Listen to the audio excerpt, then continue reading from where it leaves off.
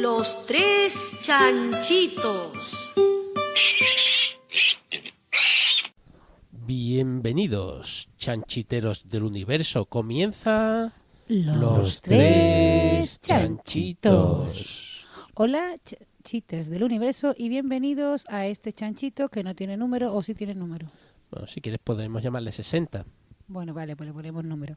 El tres chanchitos 60, que es un chanchito especial, fuera de temporada. Como dijimos en el 59, nos despedíamos hasta septiembre, salvo que ocurriera algo que nos pusiera delante de los micrófonos, y lamentablemente pues ha ocurrido. El 14 de julio moría Mariam Mirzakhani.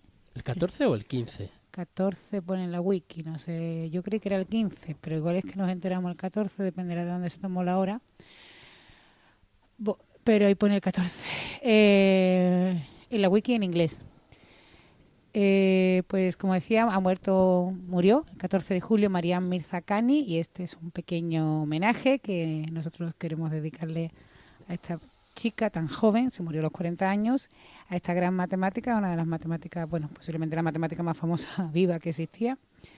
Y nada, que queríamos dedicarle, ¿no? Un pequeño homenaje a Mariam, a su trabajo, y nada más, ¿no? Nada más. Y nada menos. Pues empezamos, ¿no? Sí. Por si alguien no sabe o no ha oído la noticia de quién es Mariam Mirzakhani o Mirzakhani. Bueno, ella fue ya noticia en 2014. Fue una matemática muy famosa en 2014 porque fue la primera mujer de la historia que recibió la medalla Fields, que, como siempre se suele decir en la prensa, es como el equivalente o un premio equivalente al premio Nobel pero de matemáticas, que no existe el Nobel de las matemáticas, pues la medalla Fields. Bueno, mejor decir uno de los premios de matemáticas más prestigiosos que existen, prestigioso, ¿no? Junto con la... Ay, se me ha olvidado. Medalla El Abel. premio Abel, que también hablamos hace poco de él, porque se lo dieron a... se me ha olvidado el nombre de la ondícula. No me lo digáis. No me acuerdo, se me ha olvidado. ¿Cómo se llamaba? No me acuerdo. Da igual, no importa. Bueno, pues Mariam Mirzakhani era una matemática iraní. No sé si tenía nacionalidad norteamericana ya. Ella nació en Irán en 1977, en una familia, supongo que acomodada. Eso no lo he leído, pero por lo que cuenta ella, pues sí, tiene que ser una familia que no estaba mal. Tenía 2 hermanos y era una chica que cuando era pequeña pues no quería ser matemática. Ella quería ser, al principio, la verdad es que ella quería ser importante, por lo que he estado leyendo en unas entrevistas. Ella tenía una pasión desbordada por los libros, entonces estaba siempre leyendo y quería leer, y se quería leer cualquier cosa que le cayera en las manos, y depende de lo que leyera, pues quería ser o Marie Curie, o que todos sabéis quién es, que es científica, o Helen Keller, que era una escritora, o Vincent Van Gogh, que era un pintor. O sea que ella decía que no tenía claro quién quería ser. Ella quería ser algo importante, pero sobre todo lo que quería era leer. Lo que más le apasionaba era leer, y no tenía una especial, ¿cómo se dice? Inclinación hacia las matemáticas.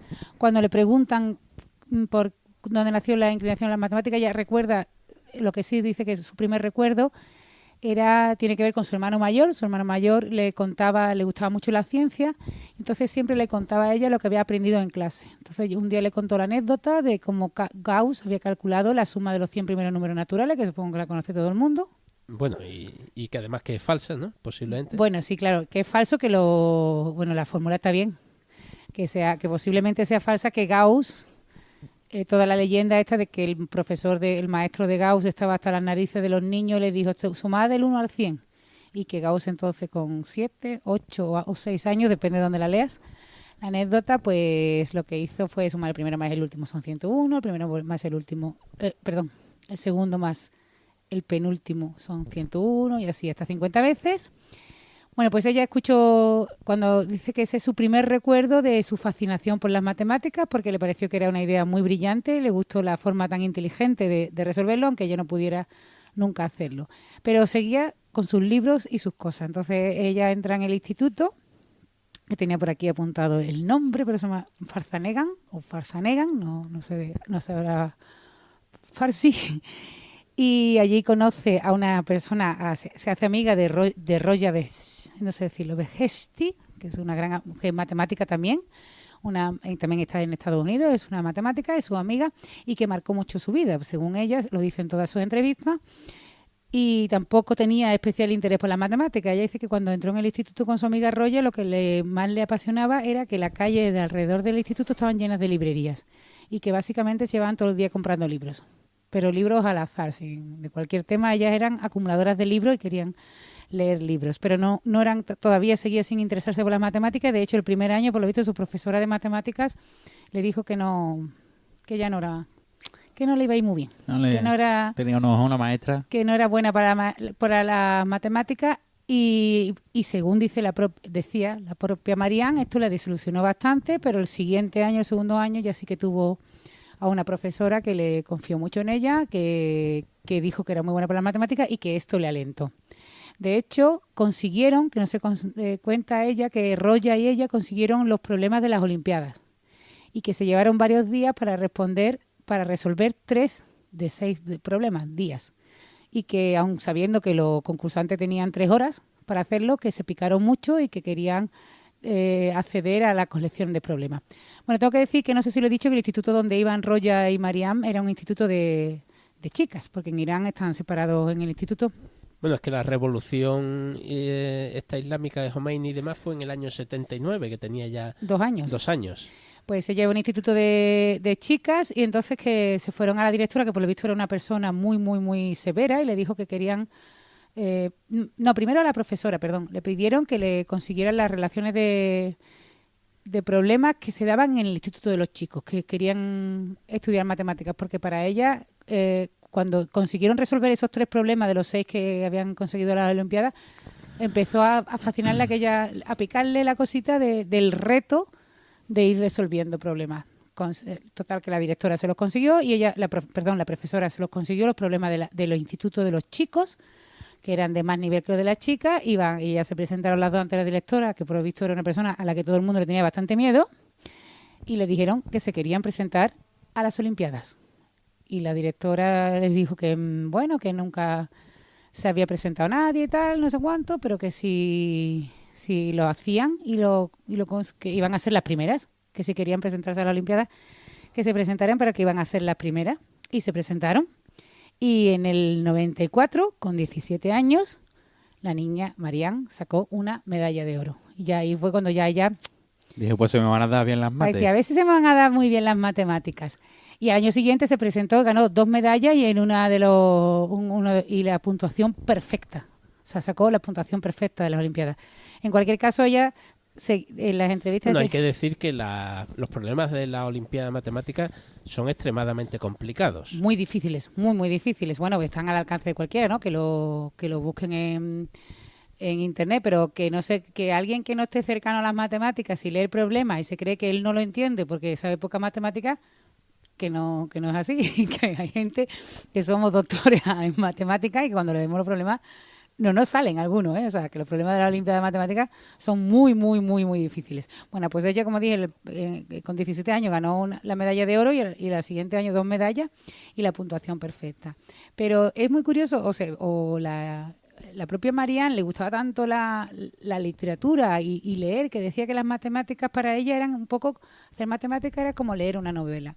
Que había ahí unos personajes que ella cada vez quería conocer más, que a medida que lo iba conociendo, se refería a los objetos matemáticos, claro, y que a la medida que lo iba conociendo, pues sí, no se parecían al personaje, evolucionaban, no se parecían a los personajes del principio de la novela. O sea, los objetos matemáticos iban evolucionando a medida que ya lo iban conociendo y todo era como una intriga, o como también decía muchas veces, estaba dentro de una ¿cómo se llama? Una trama novelesca de la que tenía que salir, ¿no?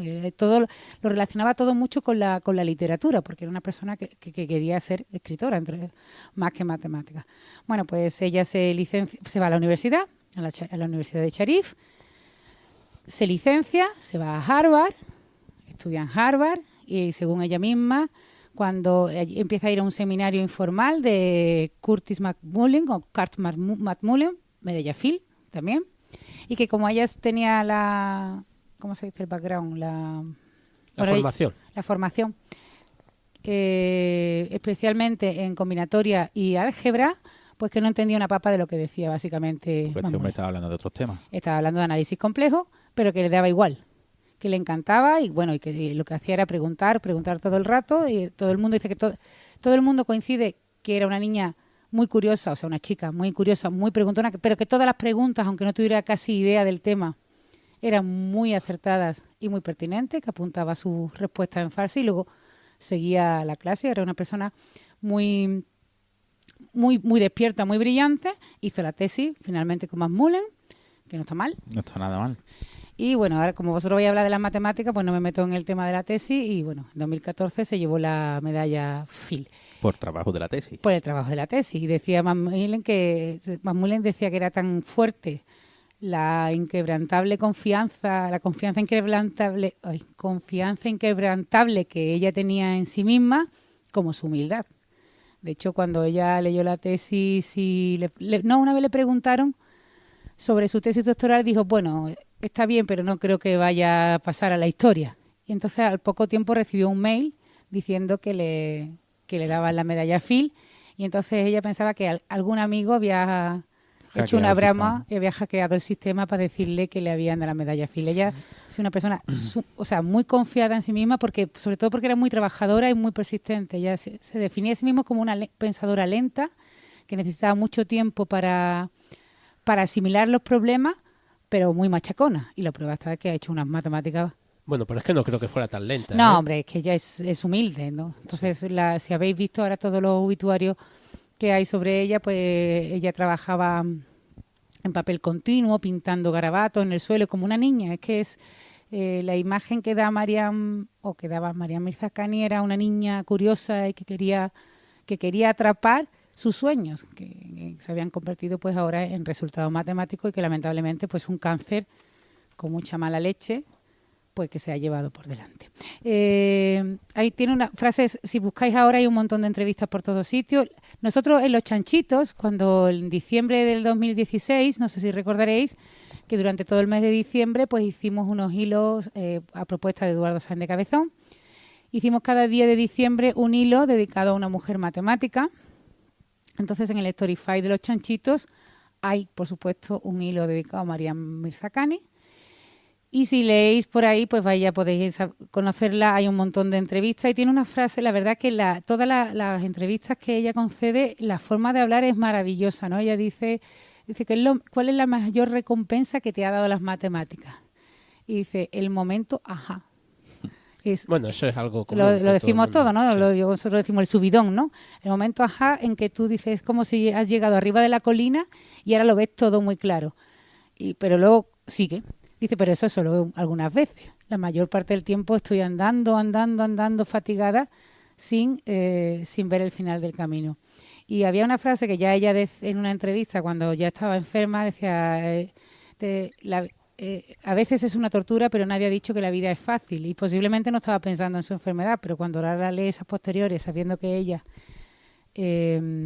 sabía lo que estaba, o sabía que no que se fuera a morir, pero que estaba luchando contra un cáncer, pues son palabras más. Porque el cáncer se lo diagnosticaron casi un año antes de darle la Antes de la medalla Phil. Esta era la tercera recaída, creo que he leído en el blog de Territao, que también le dedica unas palabras muy bonitas. De hecho, Territao empieza diciendo, estaba escribiendo un mail a Mariam Mirzakhani para darle ánimo cuando me ha llegado el otro mail diciendo que había muerto. Bueno, pues es que se anunció el viernes. Sí. Al menos a mí me llegó el viernes que estaba muy enferma, que estaba ingresada, y el sábado llega la noticia de que había muerto. Bueno, y ha llegado el cáncer a la médula ósea y ha tenido que ser una cosa brutal, porque ni siquiera exactamente los más cercanos, el rector de Stanford, todo eso, estaban todos como muy sorprendidos. Ha tenido que ser, no sé cómo ha sido eso, pero que ha tenido que ser. De esos galopantes que vienen y van a por ti y te llevan por te delante. llevan en un día y te dejan. Bueno, de hecho, durante los actos de la medalla Phil, que normalmente hay muchas charlas asociadas y cosas de ese estilo, los que iban con ella en muchos casos se suspendieron por... No, que se fue, solo recogió la medalla y se fue. Y no se pudieron celebrar todos los actos de asociados hecho, están los proceedings, o sea, las charlas se graban y se hace luego un libro con las charlas de los que han ganado la medalla Phil y ella no está, claro. Claro, ella estaba enferma allá y además decía Tao que ella mismo le dijo un consejo de que no se dejara presionar. Dice, porque si ganas una medalla Phil es porque has hecho matemáticas muy buenas y tal, pero a partir de ahí, Todo el mundo quiere que hagan o muchas. sea, exactamente, una presión primero de entrevistas, conferencias y luego todo el mundo está esperando tu siguiente resultado porque te han dado una medalla Phil. Dice, además, si eres iraní, mujer y tienes un cáncer, que ella lo tenía, pues esas presiones pueden ser muy, muy, muy peligrosas, ¿no? Para tu estado de salud y tu estado tanto físico como mental, perdón. Y él mismo le dijo, el consejo que le dio es, di que no a casi todo lo que te propongan sin problema, o sea, pasa Claro, de la no. presión de esto. Y voy a terminar con una frase de ella, pero el otro día, la semana pasada que se celebró en Madrid, en julio, del 10 al 14 de julio, se celebraba en Madrid el CIBEN, que es el Congreso Iberoamericano de Educación Matemática, que había de más de 1.600 profesores de matemáticas en la Universidad Complutense de Madrid, pues hablando de cómo mejorar la educación de las matemáticas. Pues precisamente en mi charla, yo di una charla que se llamaba, no me acuerdo, hay muchas matemáticas, solo hay que hablar de ellas, reivindicando que se hable a los estudiantes de las mujeres matemáticas para visibilizar su papel, el papel de las que existían y sobre todo para provocar vocaciones o también para provocar vocaciones, no sobre todo. Y me da mucha pena porque yo les proponía un juego de magia que me enseñó Jin Akiyama con 15 mujeres matemáticas y insistía mucho en que las 15 mujeres matemáticas fueran algunas de las antiguas, o sea, de las del pasado, pero que por favor que pusieran mujeres vivas porque las niñas necesitan referentes vivos. Y yo me paraba en Mariam Mirzakhani diciendo, porque aquí tenemos a esta chica que es un portento de las matemáticas sin saber que muy pronto iba a pasar al grupo de las que ya no estaban vivas. Bueno, en cualquier caso, se ve que todo lo que podemos leer sobre ella es que esa niña, además, con esa cara tan dulce y esos ojos tan bonitos, pues era una persona no solamente muy trabajadora, muy tenaz y muy constante, sino que era una persona muy humilde Y optimista, por lo visto. Y optimista y cariñosa y, bueno, y ha dejado atrás a su marido y a su niña de 7 años. Y una de las frases que dice en la entrevista de The Guardian, que es preciosa, es: la matemática solo le enseña la belleza a aquellos de sus seguidores más pacientes, ¿no? Porque ella como que venía a decir lo que le había pasado a ella, que cuanto más hacía matemáticas, más le gustaban y más quería saber matemáticas. Pues nada, animo a los estudiantes que nos escuchen a que, como ella dice, le den una oportunidad a las matemáticas, porque esto es como el Bittercast, que las primeras veces se te hace muy amargo, sí, ¿no? Pero al final, o como la cerveza, o con muchas cosas, ¿no? Esas cosas que tienes que probarlas varias veces. Bueno, he hecho una apología de la cerveza, ¿no? Pero hay como las coles de Bruselas, que a lo mejor la primera vez que las pruebas no te gustan y luego nunca más en tu vida tampoco. Las coles de Bruselas no valen como esto. Bueno, pero ella es lo que decía, que los estudiantes todos le dieran una oportunidad a las matemáticas, porque las matemáticas, si les vas dando oportunidades, se van como desnudando y desvelando su belleza. Y, así que... respecto a esto, ya para terminar con esto y para que la clase de persona que era el director de tesis, ¿cómo se llama? McMullen, que es medalla Phil. Sí, exactamente. Describiéndola, dice, bueno, aparte de todo lo que tú has dicho, dice, y además era una persona muy optimista y súper positiva. Dice, es tanto así como que ella llegaba muchas veces a mi despacho a hacerme preguntas y ella esperaba que yo supiera la respuesta. Y ella siempre creía que yo iba a saber la respuesta. Sí, porque ella lo cual es muy bonito, ¿no? Porque él le tenía que decir, no sé, y en una de las cosas que he visto por ahí dice que lo que más dijo en su defensa de tesis doctoral ante las preguntas del comité fue: no lo sé. Claro, porque es que su tesis doctoral, que es lo que le valió la medalla Phil, estaba al límite de lo que se sabía. O sea, no podía saber más. O sea, estaba casi revolucionando, o sin el casi, ¿no? Y luego con el que ha escrito los últimos artículos, que es el Alex Skin, que tiene un resultadón con él, dijo que, claro, que ese trabajo fue monumental y que mientras que lo estaban haciendo él y otro compañero, pues se desinflaban. Es de las 200 páginas, ¿no? Y era ella la que decía, no, venga, vamos a seguir, que vamos por bien. Y básicamente eso, un artículo de 200 páginas y que han empleado todo lo que se sabía de un campo de las matemáticas y lo han relacionado con 2 o 3 campos más. Bueno, porque parece que ella era... machacona. Hartible, o sea, hartible en el sentido positivo de que cuando quería algo, lo conseguía. Artible en Machacón, para los que nos escuchen fuera de la zona. Bueno, pues ella quería ser algo importante desde que Delgadito. leía cualquier libro y luego para ella lo importante era, como decía, era salir de ese bosque que es donde se había metido, que era el bosque de un problema matemático, encontrar la salida. Bueno, ¿qué os parece si intentamos hablar un poco de De las las matemáticas matemáticas. Guay. Pues de sí, Mariam? pues sí, pues ya hemos hablado de su vida, de la persona, pero estamos hablando de ella no porque porque se haya muerto, sino porque era un genio de las matemáticas. Sí. Una genia. Una genia. ¿Empiezas tú comentando algo, Enrique? Venga, yo empiezo, pero esto es eso, una chiquita que no tenía mucha formación en matemáticas, según ella, y que hizo una Sí. hizo una tesis doctoral, que publicó solo 3 artículos de esa tesis doctoral, y bueno, pues son 3 Y lo reventó artículos. todo. Son artículos fundacionales o fundamentales de la matemática del siglo XXI. Los primeros resultados así chungos van sobre contar. Ella se propuso contar curvas en espacios. Que Dices se tú, venía de combinatoria, quería contar. qué problema más tonto de contar. Sí. Bueno, un problema que básicamente llevaba abierto, no sé si son 150 años y se habían dado cota, ahora contaré un poquito más, pero nadie había dicho esto se calcula así, así, así. Había un par de conjeturas que ella demostró en sus trabajos. Y aparte de eso, demostró una conjetura que estableció Edward Witten, otro premio Medalla. Fields de matemáticas, pero es físico teórico, y este hizo cosas acerca de geometría algebraica y de cosas de esas y de Y topología. topología, ¿no? Sobre todo topología y geometría algebraica, inspirado en teoría de cuerdas. Bueno, es el gran Pope, jefazo de la teoría de cuerdas. Yo creo que hemos hablado de él aquí, ¿no? Sí, alguna vez seguro. Sí, en relación con la teoría de nudos, ¿no? Posiblemente. ¿no? Claro, por eso le dieron la medalla Fields. Y entonces voy a intentar explicar qué es lo que hizo esta muchacha, y para eso lo único que tenemos que empezar a pensar es que tenemos espacios, conjuntos de puntos que tienen unas determinadas propiedades, y una de las propiedades más fundamentales de los espacios es su género, que yo suelo decir genus, así que si se me escapa genus, estamos hablando de agujeros como los donuts. Pues eso, el género del donut es género igual a 1, Porque tiene un agujero. porque tiene un asa. Un asa. Pero No estamos es hablando agujero, de la es asa. superficie del... Solo la Sí. superficie, es Solo- la superficie o sea, del donut, no el interior. Tal vez Hueco. empezamos por la esfera, ¿no? Claro, la superficie de la esfera es de 2 dimensiones, no tiene género, el género es 0, porque no tiene boquetes, No tiene asas. no tiene asas, y entonces sí, porque Túneles boquetes- más que nada, ¿no? O no, sea, túneles, no tiene ningún túnel, exactamente, eso. Si tú coges la esfera y le haces un túnel, pues lo que tiene es un toro, Un y toro. tiene género igual a 1 o una género... toro. rosquilla de un donut. Pero O solo un la chimo. o un chimo, Chimo Eso. es un agujero rodeado de caramelo. rodeado de buen caramelo. Es verdad. Nuestros amigos Me de encanta el lema ese, por cierto. los Bilima dicen que era un timo, porque Creo- lo que te vendían era el agujero, ¿no? Según el anuncio. ¿Y que te gustaba el lema? ¿Por qué? No sé, me parece muy Sí, genial. es Esto- es original. muy dice, esto es un agujero. rodeado de caramelo. Lo cual no es, pero no era cierto del todo, ¿no? Porque un agujero rodeado de buen caramelo debería ser una esfera. Sí. Ah, claro. ¿Ves? No, era un, Pero bueno. Pues Bueno, pero eso, estaba un bien. chimo, un donut o un toro, como se le Un llama. toro.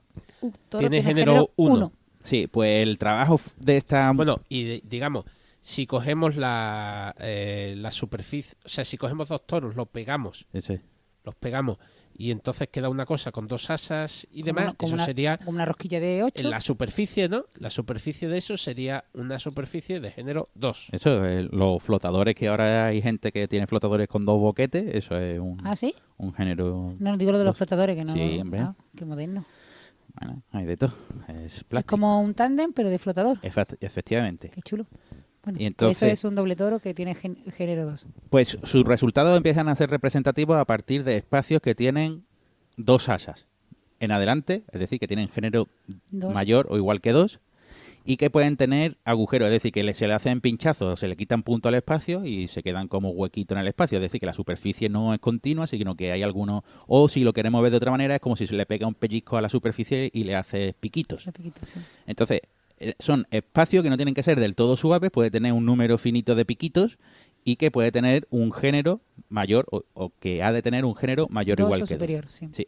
Pues resulta que eso conforma una cuestión que es un tipo de espacios que se conocen como superficies de Riemann, que ya la dedujo Riemann en su día, que Por era un eso le señor con pusieron barba. de Riemann. Efectivamente. Y entonces, claro, los matemáticos tenéis una insana necesidad de clasificar las cosas. Vamos a clasificar curvas, vamos a clasificar espacios, vamos a clasificar, yo qué sé... Partículas. No, eso es de los físicos, perdón. Es verdad, eso de los físicos. Me he equivocado. Pero que al final se hicieron con clasificaciones de álgebra de Lie, o sea que al final... Pero porque la necesitabais vosotros. Efectivamente, y bueno, la hicimos nosotros. Y entonces... Wigner y toda esta gente que eran... Vamos, al doble toro con piquito. Eso, entonces, no, pero a partir de ahí vamos a imaginarnos un doble toro, que es como lo que ha descrito el flotador Alberto, tándem. y que si queréis le podéis poner unos piquitos. En esto, uno de los problemas fundamentales de esto es decir, bueno, eso es una superficie que yo puedo deformar. Yo puedo coger la superficie y estrujarla por un lado o estirarla por otro. Bueno, está el típico que un topólogo es el que no sabe distinguir entre una taza y el donut por la mañana en el desayuno, porque se puede deformar uno continuamente en el otro. Sin romperlo y sin pegarlo. Y se preserva la característica fundamental desde el punto de vista topológico, que es que tiene género igual a 1. Pero aquí la gente se viene arriba y dice, vamos a intentar comprobar si dos espacios, no solo considerando su género, es decir, el número de asas que tiene, sino además qué tipo de métricas, es decir, qué tipo de objetos matemáticos que me permiten definir distancia, ángulo, área y volúmenes, puedo definir sobre ellos. Y eso hay muchísimos. O sea, tú me das una figura geométrica, como por ejemplo un doble toro con piquitos, y tú me dices, ¿de cuántas maneras puedo definir métricas en este espacio? ¿De cuántas maneras puedo definir cosas que me permitan decir entre estos dos puntos qué distancia tengo, entre estas dos líneas qué ángulo hay, etcétera, etcétera? Entonces, resulta... Y aquí Bueno, perdona una pequeña puntualización. Desde el punto de vista topológico, superficie, cerrada, compacta, no sé cuánto tal, de género 1, solo hay una. Claro, el toro. Porque todas las demás son... De género 2, solo hay una. El doble toro. De género 3, solo hay una. Pero lo que pasa es que desde el punto de vista topológico no hay métrica, no hay distancia, no podemos medir métrica no y le importa la métrica. Entonces, el problema se complica sobremanera al añadirle una métrica, al poder medir distancias y medir ángulos. Y de hecho puedes estirar y contraer, ahora tiene sentido decir estoy acercando, alejando los puntos, etcétera, etcétera. Y entonces resulta que en este tipo de espacios, que ya son los que estamos describiendo, pues que resulta que un resultado fundamental de la geometría diferencial, de la geometría algebraica y tal, te dice que alrededor, en estos espacios, lo que tú tienes puedes definir de manera natural métricas con curvatura negativa. Eso es lo que se llaman métricas hiperbólicas. Eso, para hacernos una idea, es que tú desde cualquier punto de ese espacio, si tiráramos una fila de partículas en cualquier dirección, tú verías cómo esas partículas se van separando unas de otras. Si nos pusiéramos en dos dimensiones... Localmente, claro, localmente. Sí, porque después pueden volver y todo eso, que eso es uno de los problemas que resolvió la chiquilla. Localmente tú verías, es decir, en un entorno cerquita a ti, tú verías cómo se van abriendo las trayectorias. Luego pasará lo que tenga que pasar cuando dejes que... Pero para cualquier punto ocurre eso. Para cualquier punto ocurre eso. Entonces, eso no nos lo podemos imaginar porque nosotros no tenemos esa intuición. Nuestra intuición es un espacio plano donde si tú tiras una fila de partículas, las partículas siguen en línea recta y paralelas todas. Sí. Pero bueno, esto es un espacio, los matemáticos inventáis estas cositas y hacéis lo que vosotros queráis. Entonces, una de las cuestiones básicas de esto es decir, ¿cuántos tipos de métricas que hagan esto de las partículas que se van separando localmente podemos definir? ¿Cuántas métricas hiperbólicas son compatibles con esta estructura de espacio? Y eso resulta que está dado por lo que se conoce un espacio moduli, que viene del latín, que moduli se traduce por parámetros, y es porque tú, dado un espacio donde quieres ver cuántas métricas son compatibles con ese espacio, te vas a otro espacio que es como un panel de control, que tiene unos determinados parámetros que tú puedes ir variando, y todos los puntos de ese espacio, cada punto es un espacio con una métrica hiperbólica posible. O sea, el espacio moduli es todos los posibles combinaciones de este espacio con estas métricas hiperbólicas. ¿Sí? ¿Me he explicado? Sí. Sí, yo creo que sí. Se puede poner un ejemplo más sencillo de moduli, pero bueno, ese... Claro. O sea, básicamente si tenemos una colección de espacios con sus métricas y con sus cosas... Que pueda pasar continuamente de uno a otro. Que pueda pasar de uno a otro, esa colección que uno se vaya deformando en el otro y eso, yo puedo construir otro espacio Claro. donde cada punto Es uno de los... uno de los Corresponde a anteriores, uno de los- corresponde sí, con uno de los uno anteriores. Y entonces puedo estudiar propiedades en este segundo espacio que me dice cosas de cómo se van transformando Claro. y de cuántos hay, que me permita clasificar, etcétera, etcétera. Por todo ejemplo, lo si demás. pensamos en el doble toro un flotador así todo El tándem bonito y todo flotador. suavito, pues uno de los puntos de ese espacio módulo será ese doble toro. Ahora, si altero alguno de los parámetros y me voy a otro punto de ese espacio, pues será ese toro, pero deformado, a lo mejor apepinado por un lado y otro. Así. Pero una cosa importante es que si en el espacio módulo, digamos, nos movemos poquito, Estás deformando. estoy deformando un poco el espacio Eso es. Original, el primal. pero poco relativamente, o sea, es una deformación Sí, sí, sí. relativamente Sí que- poco, o sea, paso de forma continua de uno al otro y demás. Claro, y entonces dice, bueno, pues ¿cuál es el problemón que tenemos aquí? Bueno, ¿Qué pues hay que resolver? ¿Qué hay ¿qué hay que por resolver? eso? Pues lo que había que resolver es lo siguiente, es ¿cuántas geodésicas hay que sean cerradas con una longitud inferior a una dada? Es decir, yo digo, ¿cuántas curvas? Bueno, y simples, ¿no? Que no sea... No, pero el primer problema, Bueno, sí, el primero sí, el primer primero problema sí. que ya lo habían que ya se resuelto, había resuelto, que sí, ya sí, lo sí. habían resuelto, es decir, ¿cuántas curvas me conectan dos puntos de manera que sean geodésicas? Que eso quiere decir que o bien son máximas o bien son mínimas. En matemáticas es mínimo. No. En Con la la matemática sí. métrica hiperbólica son máximas. No, pero es un... Es un extremal, pero Es un la ex- segunda derivada es negativa. sí, pero de entre todas las longitudes es la más corta, localmente. Vamos a intentar definir el concepto. O sea, otra cosa es desde el punto de vista de los funcionales, pero vamos a ver. El concepto de geodésica, para que la gente lo entienda, es el siguiente. Imaginemos un cilindro.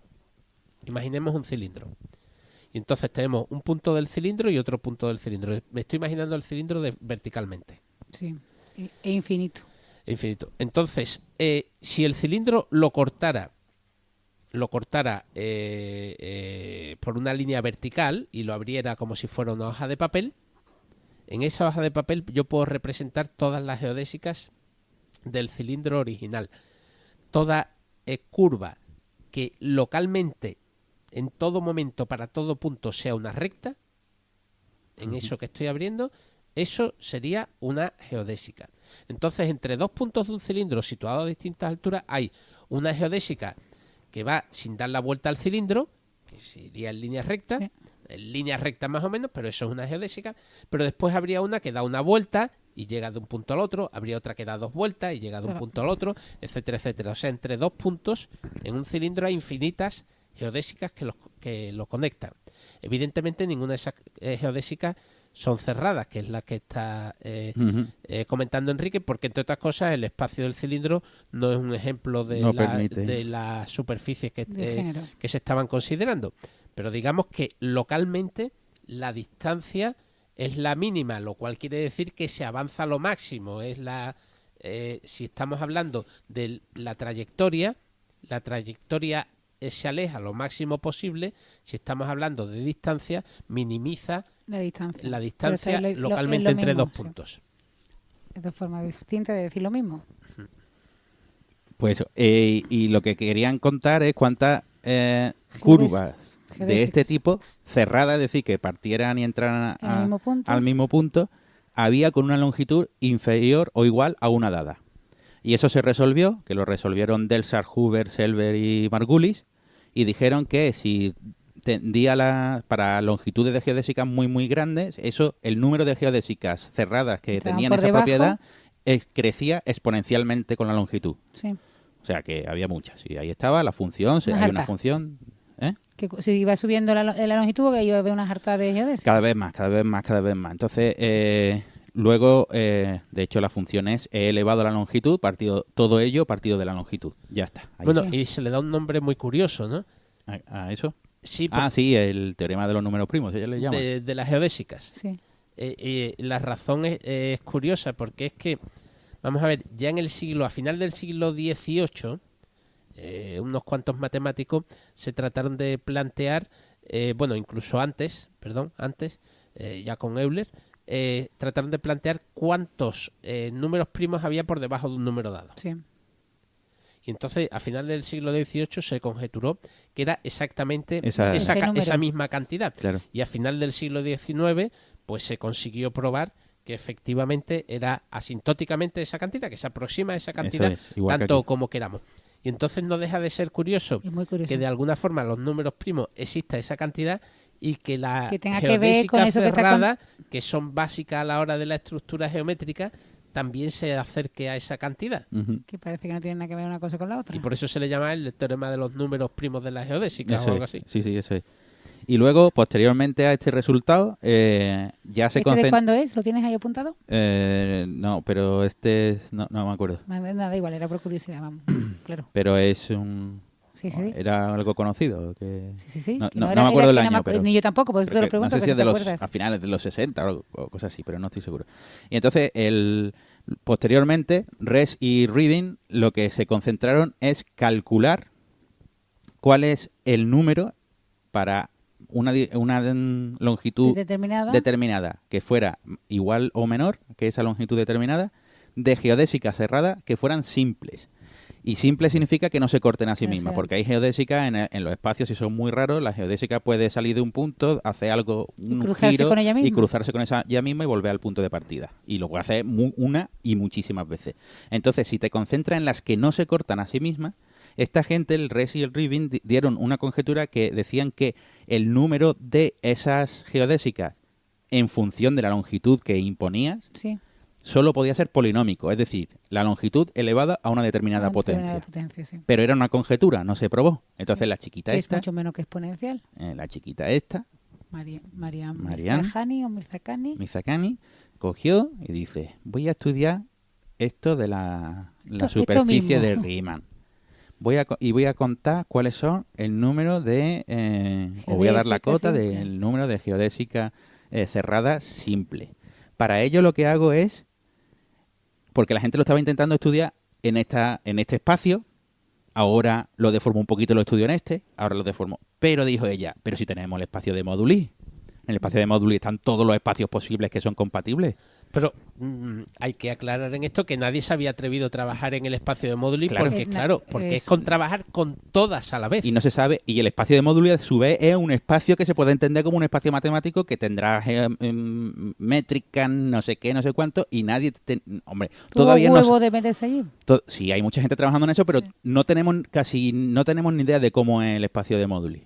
Gracias a trabajos como este, cada vez se saben más cosas. Pero ella fue capaz se dio cuenta de una cosa, y es que en el espacio de Moduli hay una propiedad interesante, o tiene una propiedad, y es que existe de manera natural la noción de volumen. Tú puedes calcular el volumen de una región del espacio de ¿El Moduli espacio de Moduli? sin necesidad de calcular ni distancias ni ángulos. Es decir, que tú para calcular, por ejemplo, el volumen de un cubo es el lado por el lado por el lado, Al lado del cubo. el lado al cubo. Pero tú el lado lo has Tienes calculado que midiendo la calcular, distancia sí, entre sí. este Tienes punto que y medir este. el lado. Bueno, pues hay una manera de calcular el volumen de un cubo sin tener que calcular las distancias de sus aristas. En o el las espacio de longitudes. Moduli.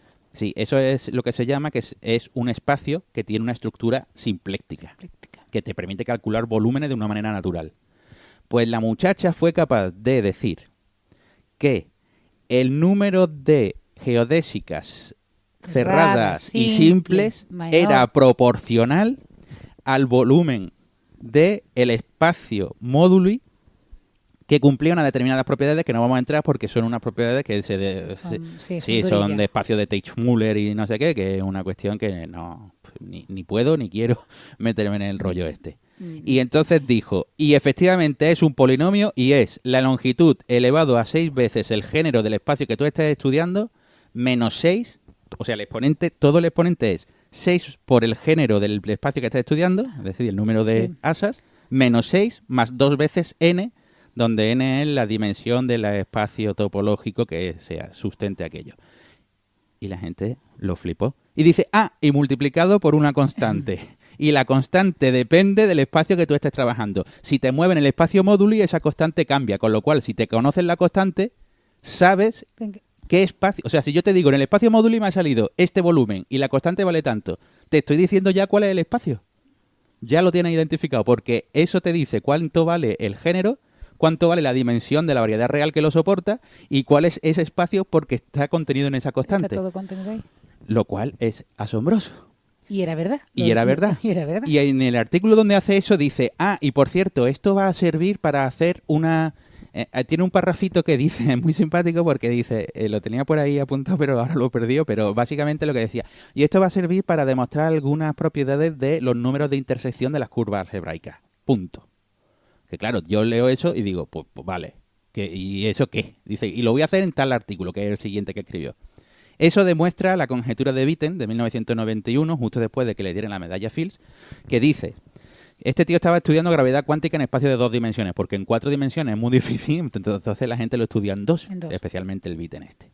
Y entonces el tío este dice, si yo defino 2 teorías de gravedad cuántica, que no vamos a entrar en lo que es, pero es combinar relatividad general y mecánica cuántica, claro, eso es el espacio-tiempo, es un espacio, Sí. que puede tener asa o no puede tenerla y no sé qué, y si estamos en gravedad cuántica las cosas adquieren asas y tal porque se crean agujeritos de gusano que cambian los géneros del espacio que lo sustentan y tal. Y dice, pero yo puedo definir distintas teorías sobre un mismo espacio. Y resulta que que se da cuenta de una cosa, y es que hay espacios donde puedes definir 2 teorías de gravedad cuántica distintas que son físicamente indistinguibles. Es decir, las predicciones físicas serían exactamente las mismas en las dos, aunque los modelos sean muy, muy diferentes. Eso desde el punto de vista técnico para los físicos es que las funciones de partición de las 2 teorías de gravedad cuántica son idénticas. ¿Qué dices tú? Pues vale. Pero ¿qué pasa? ¿Qué dice el Witten? En uno de los modelos, la función de partición, que es lo que contiene toda la física del modelo, para los físicos la función de partición es como mentarle a Dios, ahí está todo. Pues resulta que es el número de intersección de las curvas algebraicas en espacio de móduli de una variedad con género G y un número de piquitos N. Sí. Y dices tú, vale, bien. Entonces, el número de intersecciones de una curva, dices tú, tía, eso es muy fácil, ¿no? Porque yo tengo una recta se corta en un punto, o sea, 2 rectas que se corten en un punto. Bueno, una de las cosas que yo más flipé cuando empecé a estudiar tonterías de estas, perdón por lo de tonterías, es que... ¿Gravedad cuántica te refieres, no matemáticas? No, de matemáticas, de esto de vale. intersecciones de curvas. Es que van y me dicen, no, las rectas se cortan al menos en 2 puntos. Si incorpora el punto en el infinito. El proyectivo, ¿no? Claro, en el proyectivo. Es decir, si tú consideras que las curvas las extendemos hasta el infinito y el infinito es un punto, como todas las rectas llegan al infinito, todas se cortan en el infinito una vez, más si se cortan otras donde no sea en el infinito y te queda muy loco. Bueno, pero puedes pensar, por ejemplo, en una esfera, ¿no? En una esfera se ve muy claro. Sí, una esfera, las rectas son los círculos máximos. Y un par de círculos máximos los siempre meridianos para la gente más... Círculos máximos son los que llevamos, por ejemplo, meridianos, los meridianos. Sí, son los que parten exactamente, digamos que si cogemos un plano que pasa por el centro de la esfera, pues lo que queda en los meridianos que definen los usos horarios es un círculo máximo. Y si máximo. tomamos 2 círculos máximos, se cortan en 2 siempre polos. se cortan en 2 puntos antipodales. Exactamente, pero bueno, ahí se ve muy claro, pero cuando te lo dicen en términos de rectas, yo lo flipé un poquito. Luego, cuando te das cuenta de que las rectas se pueden considerar en geometría algebraica como tonterías de circunferencias y todo el rollo, pues ya está. Bueno, pues entonces, la función de partición viene a través de una función de los números de intersección de curvas. Y en el otro modelo te dice que es el logaritmo de una determinada función. Y esa función resuelve un conjunto de infinitas ecuaciones diferenciales, que básicamente es lo que en física se conoce como el álgebra de Virasoro, que es lo que te dice que todo funciona perfectamente bien, que la ley de conservación se conserva, que se respeta la relatividad especial, etcétera, etcétera. Y entonces dice, como las dos te dan la misma función de partición, pues conjeturo que matemáticamente una función de los números de intersección de curvas tiene que satisfacer este conjunto de ecuaciones diferenciales. Y ahí se quedó la cosa. Y ahora esta chiquita se da cuenta de que es esa conjetura que fue dada en el 1992, en el 91, fue demostrada por Kontsevich en 1992, lo que le valió una medalla Fields. Y es un trabajazo de chaval, vaya pasote, de combinatoria, de no sé qué, no sé cuánto. La chiquita esta lo hace en 3 páginas porque resulta que a través de encontrar cómo calcular volumen en el espacio de móduli, resulta que en las constantes esas que ella tenía, tiene todas las posibles curvas que se están definiendo. Y encuentra que los coeficientes esos satisfacen unas ecuaciones diferenciales que son justamente los que había dicho el Witten. Con lo cual hace pom, y en 3 pasos toma. Ahí lo tenéis. Qué pena. Y es qué pena de Mariano. Maravilloso, o sea, la chiquita muy elegante. Y los artículos son especialmente elegantes. No dice ni más ni menos que lo que tiene que decir. Bueno, efectivamente, pero algunos de los artículos son de 200 páginas, de sus artículos son de 200 páginas. Porque los necesitaba. Sí. Lo tuvo que explicar todo. Bueno, yo quisiera comentar una cosa también con respecto a lo que hemos dicho de la clasificación de las superficies y demás, porque de alguna forma ella decía, y cuando hablaba un poco de divulgación, que ella lo que hacía era jugar al billar. Sí. Entonces, la idea es la siguiente. Todos esos géneros que hemos dicho, todas las superficies de género, se pueden conseguir, digamos, topológicamente con una hoja de papel. Se dibuja un polígono en la hoja de papel y después se recorta y se van identificando caras de ese polígono hasta formar una cosa que ya no quede ningún borde. Identificar significa pegando. Y entonces haciendo eso se puede conseguir todos los géneros posibles, todos los tipos de superficie. Y entonces la geodésica, que pues vuelve a despegar, Y son los... consideras el polígono y entonces juegas al billar ahí, tiras una bola, rebota por un sitio, a lo mejor si rebota por un sitio sale por el sitio opuesto con el que lo has identificado, pero al fin y al cabo sigue o rebota verdaderamente y tal, pero básicamente lo que hace es seguir las leyes del billar.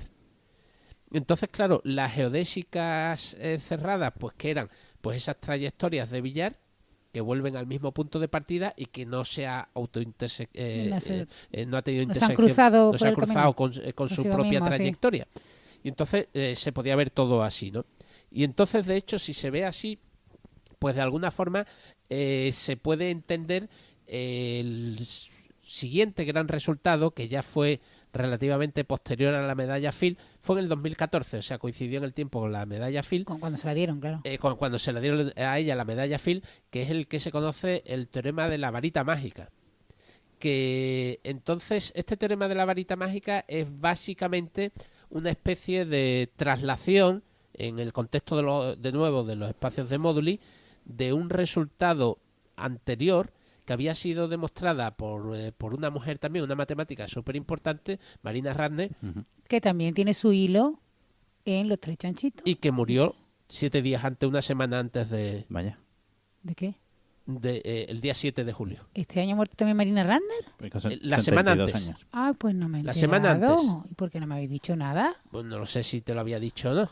Me caía súper bien esta mujer. Bueno, de lo que conozco de ella no la he conocido en persona, claramente. Esta es la que se hacía la foto en plan jefaza, sí, con sus alumnas detrás. Exactamente, sí, bueno, porque provenía de la escuela rusa y todo, sí, bueno, de la escuela soviética. No, jefaza en el sentido de que luchaba mucho por la visibilidad de las mujeres matemáticas. Oh, qué pena, ¿y por qué no me lo dice? Bueno, pues le debemos un programa. Pero ella ya tenía cerca de 80 años, ¿no? Sí, pero también ella contribuyó a la teoría ergódica, ¿no? Sí, exactamente, pero este es el resultado. Perdona, que me estoy enterando ahora mismo que se ha muerto Marina Ratner. Es que creo que también está mi transparencia de mujeres vivas, me cachila más. Pues creo que ha muerto el 7 de julio, me parece. Pues creo que voy a borrar esa transparencia porque está pasando como la tumba de Tutankamón, vamos. Una semana antes de Mariam... Es una broma. Una semana antes de Mariam murió Marina Ratner. Sí. Ah, qué pena. Bueno, entonces, el resultado del que se conoce como la varita mágica, digamos que en sí es difícil de comentar, ¿no? Porque resultados relativamente técnicos, pero algunas de las aplicaciones sí que se pueden ver bien, ¿no? Uno de ellos, por ejemplo, imaginemos una trayectoria de la bola de billar. Y entonces, claro, pues se va alejando de la posición inicial y después pues rebota y puede acercarse, etcétera, etcétera, ¿no? Y entonces lo que queremos medir es en cada momento el que se llama a ver cómo es no recuerdo el nombre específico que le da, el ratio de difusión. Ajá. Y el ratio de difusión lo que está midiendo, en función del tiempo, cuánto te has alejado del punto de partida. No del punto de partida, los dos puntos más alejados entre sí para un momento dado del tiempo, ¿no?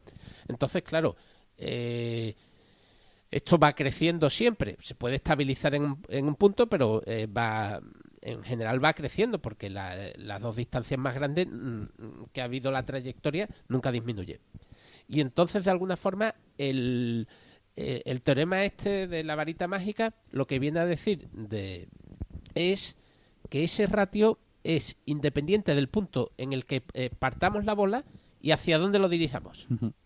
Quitando muy pequeñas, unos piquitos de excepción, en el resto de los puntos se comporta exactamente igual ese ratio asintóticamente. Y después también tiene relación con un problema muy bonito, que también se puede aplicar aquí y que se obtiene algo sorprendente, que es el siguiente. En 1950 y tanto, 1958, un genio como Roger Penrose diseñó una habitación. Se preguntaban lo siguiente, ¿no? Tú suponte una habitación donde todo son espejos. Sí. Y entonces, habitación cúbica. como te dé la gana, con la forma lo más rara posible, pero vale. una habitación, una sola habitación. Y entonces la pregunta es, ¿se puede diseñar una habitación de tal forma que si tú colocas una bombilla en cualquier punto de la habitación, no la ilumine toda? Y recordemos que todas las paredes son de espejos. Entonces uno puede pensar, bueno, muy fácil porque lo hace con muchos recovecos y cosas de ese estilo. Reflex y algo así. Y cosas de ese estilo, pero claro, nada más que un rayo penetre dentro de eso, ya empieza a rebotar, etcétera, y lo va recubriendo todo, ¿no? Y además se difunde, no estamos hablando de una sola trayectoria, sino de todas las trayectorias ¿Salen de la bombilla? Que salen de la bombilla. Y entonces, bueno, pues en 1958 Roger Penrose consiguió diseñar una habitación, aunque las paredes no eran... Por habitación me refiero a un polígono. Sí. A un polígono. Sí, un recinto cerrado. Un recinto cerrado, de tal, aunque no todas las paredes eran... ¿Pero entonces lo hizo en 2 dimensiones? En 2 dimensiones, sí. Sí. El problema al que me estoy refiriendo aquí es en 2 dimensiones. Y entonces, de tal forma... Pero sus paredes no eran todas rectas. Algunas eran paredes curvas. De tal forma que quedaba algún punto... Se podía situar una bombilla en algún punto de tal forma que quedara algún punto sin iluminar. Y después, muchos años después, en 1995, Tokarsky diseñó lo mismo, pero con todas las paredes rectas. O sea, un polígono. ¿De acuerdo? Y entonces el teorema este de Mariam lo que hace es lo siguiente, es decir, bueno, tú me das un polígono cualquiera y entonces coloco una bombilla y como mucho me va a quedar una cantidad finita de puntos sin iluminar. Claro. Una cantidad finita, ¿cómo lo puedo hacer? Una cantidad finita de puntos, o sea, no va a haber un parche sin iluminar. Puntos discretos, una cantidad discreta. Que está relacionado precisamente con los piquitos de Riemann que hablábamos y demás. Entonces eso se deduce a partir de este teorema, lo cual le da una nueva visión por completo a este resultado. Te dice, no vas a poder conseguir un parche entero o una zona entera sin iluminar. Lo máximo que vas a conseguir es un punto. Puntitos 2 o 3, pero sueltos. Sí, y eso lo han aplicado también en teoría de superconductores y en cuestiones de cómo se transmite la electricidad por una cosa que se llaman sólidos de Fermi, donde eso, al final todo se traduce a espacios con piquitos, sin piquitos, etcétera. Todo el trabajo de Mariam. Oye, qué pena me ha dado lo de Marina Ratner, ¿por qué no me lo habéis dicho? No sé. Pues nada, le debemos un programa. No, es que has estado fuera también, ¿eh? Ha sido... Si no, no hemos visto. No, estaba en Madrid. Pero he estado en un congreso de matemáticos y estaría todo el mundo concentrado en el congreso. Y no me he enterado. Pero de todas formas, seguramente esta mujer no ha tenido el tirón mediático. 78 años lo estoy viendo. Pero no era tan mayor, tenía solo 78 años, ¿eh? Pero que no tendrá el mismo tirón mediático que la ganadora de la medalla Fields con 40 años, ¿no? Hombre, no, es diferente, Eso. pero hombre, que es una gran matemática de las que, vamos, tiene el hilo. Así que en el blog le ponen... Cuando pongas el podcast en el blog, por favor, pon el hilo de Marina Ratner, que yo le dedicaré una sección de un programa nuestro a la vuelta. Vale. De las vacaciones. Bueno, aunque la matemática de Marina Ratner, tela marinera también, de difíciles, ¿no? Pero bueno. Por último, una cuestión, y es que demostró otra cosa que la gente no tenía ni idea, que era una cosa que de verdad lo está leyendo hoy todos los días, que es demostró que el flujo de terremoto es ergódico. Y eso es una cuestión que... Mariam, Sí, Sí. Mariam o Mariam, no sí, sé. creo que con Eskin.